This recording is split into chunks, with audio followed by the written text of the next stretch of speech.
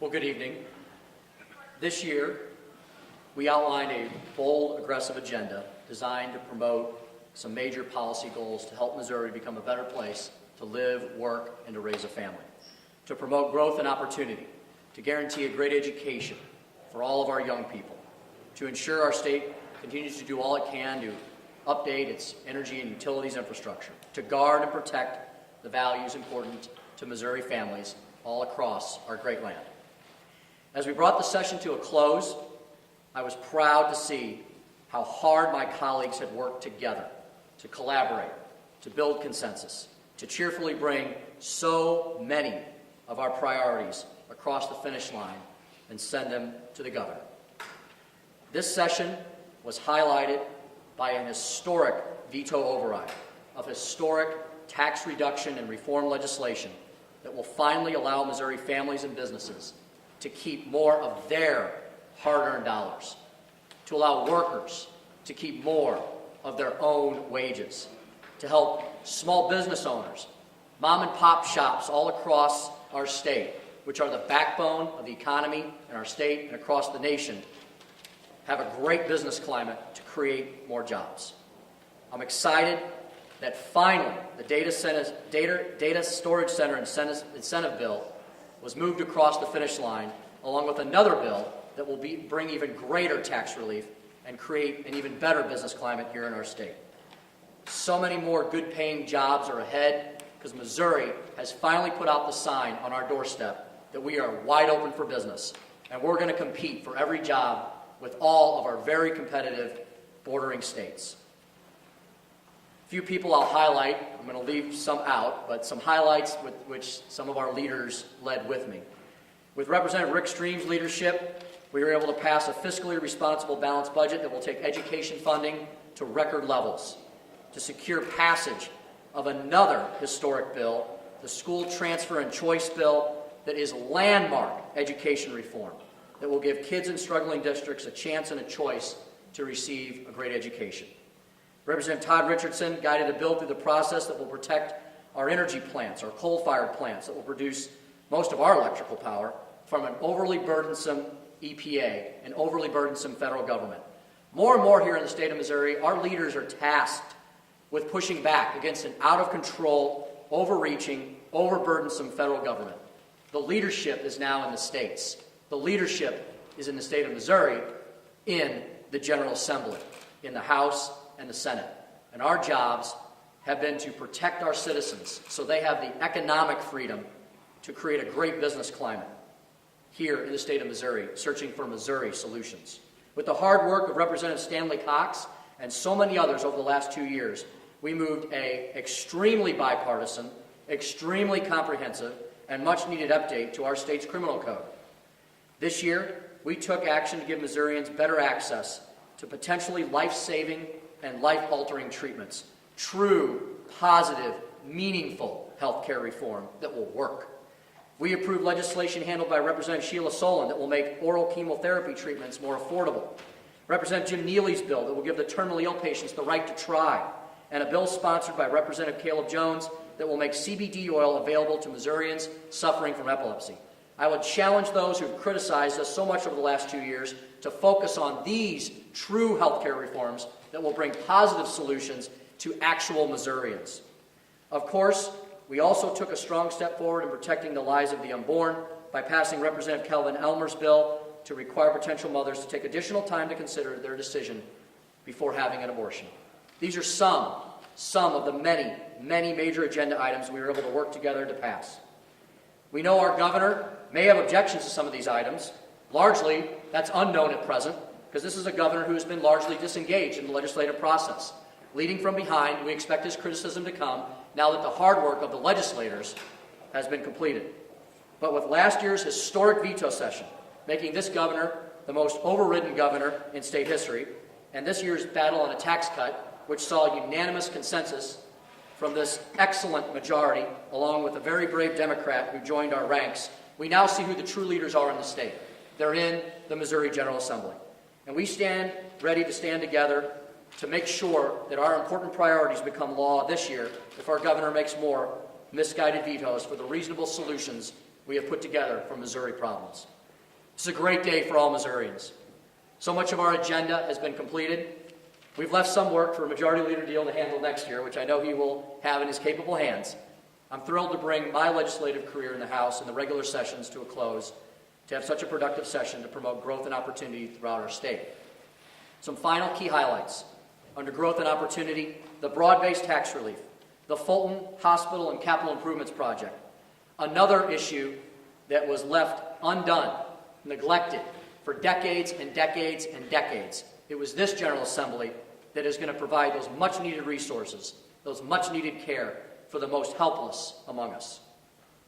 $4.5 million for matching funds to early-stage development grants, a $5 million increase to MTC, $400,000 to certified work-ready communities, $8.5 million to tourism. Just some of the many budget highlights, and Rick Stream is here to answer more of those.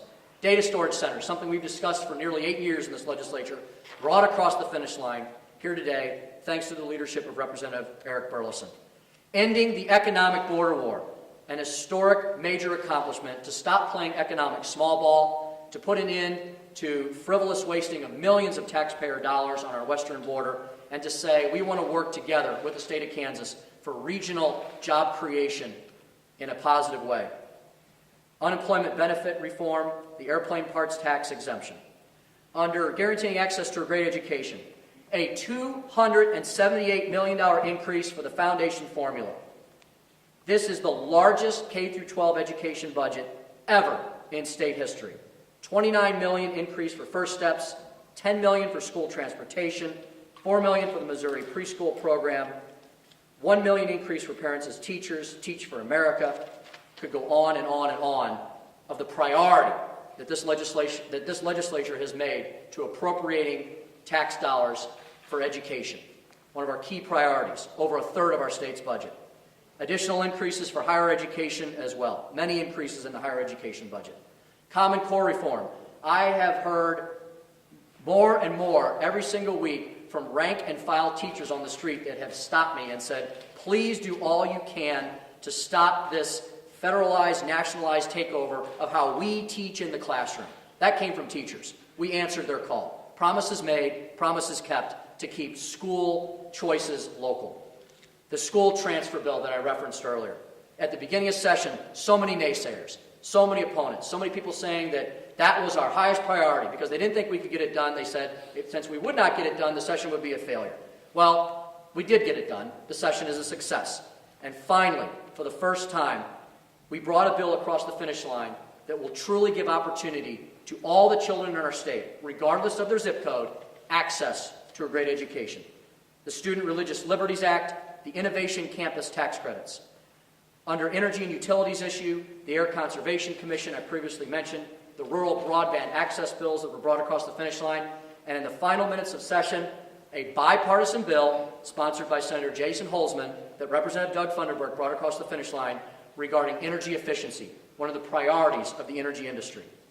Finally, under guarding and protecting Missouri values and making Missouri a great place to live, work, and raise a family, the 72-hour abortion waiting period, the criminal code revision, the oral chemotherapy access, the right to try, important for providing life-saving cures to some of the most needy patients among us.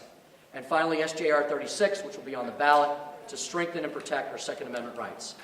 The list is longer than this. I could go on for a while. I could go through every single colleague behind me. Every single one of them had important legislation. A strong majority of that was brought across the finish line for this very productive session.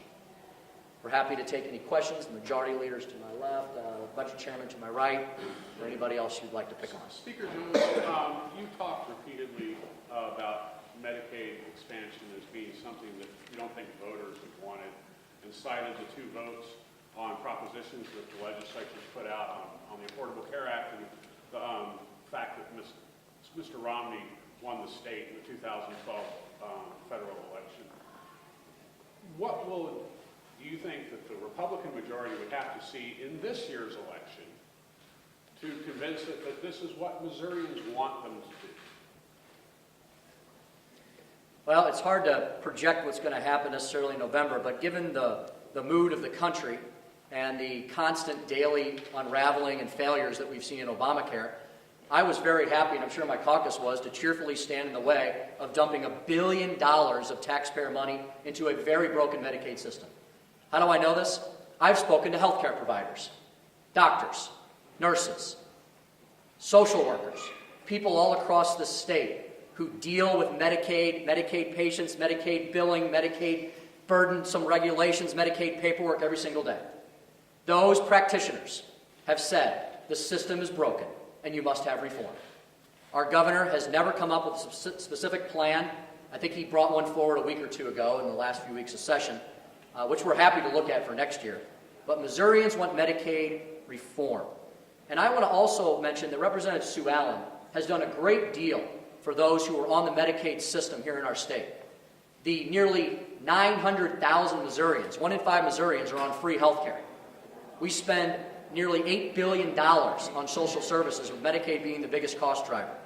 And before we're going to dump any more taxpayer money into that broken system, we have to have the reforms. But it's likely that many of the races that are going to be hotly contested will have this as a particularly important issue. So is there anything that you think that you would see in voters? Rudy, we've already seen it.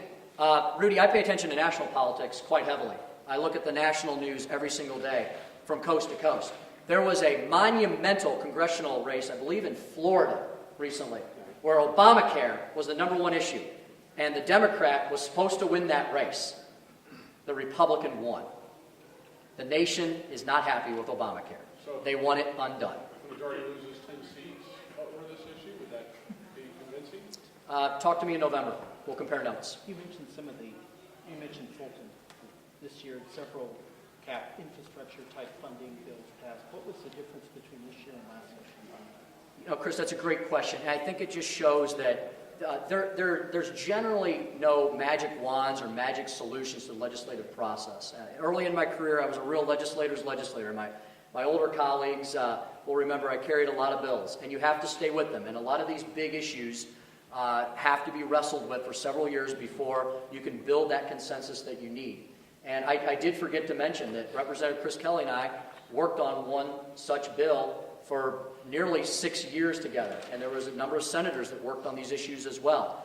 And Representative Chris Kelly said on the House floor numerous times as we moved that bill forward through the process this year, it was the most significant economic development, job-creating bill that he's ever seen. And for him to say that, that is a landmark statement. And so I was happy to be part of that.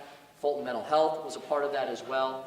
I think because of the fact that this majority party has been such good stewards of our budget for the last 10 years in passing balanced budget after balanced budget after balanced budget, through thick and through very thin, without raising taxes, seeing revenues actually go up in our state, seeing our AAA credit rating being maintained with only 6 other states in the union, Missourians were very much willing to support us in these endeavors, and that's why their representatives were willing to bring that across the finish line in a supermajority bipartisan fashion. Did you feel this session you were able to pursue a conservative agenda, or did you feel the need to moderate and be in compromise? You mentioned bipartisanship a couple of times. You know, I think bipartisanship can still also be conservative. There are many members of the minority party who believe in fiscal prudence and in pragmatism, and I think I'm very proud I can call the agenda conservative, principled, but productive. Mr. Speaker, I'm about to go down and see the governor at this news conference. And we've been hearing that he's likely to veto the transfer bill and maybe call you all in for a special session. And I was wondering, what do you think that the caucus will want to do in that special session? Will you just be able to override the governor's veto and go home, or would that have to wait till September? Well, after delivering to the governor an extremely bipartisan, comprehensive fix to that issue that was worked on for nearly the entire session, the fact that 3 very hardworking, courageous women in the Senate led the charge on that. All of them, my former House colleagues, who I worked with over here on that issue, 3 women who have lived that issue in their backyards and their districts from the Black Caucus, which I'm happy to stand arm in arm with, I think they need to be consulted by the governor on this as well. And if the governor vetoes this issue, then he owns it, and he has to come up with a solution. So I will challenge him to propose and work with us like we did in the Boeing special session. And you saw that when this governor wants to, he can actually engage with the legislature, be a leader, and get things done in a short period of time. So I think that Senator Maria Chappelle-Nadal, Jamila Nasheed, Kiki Curls, and the other senators have to be part of this discussion. I'll stand with them. I thank them for their leadership. Question for Representative Deal. Fire away. All right.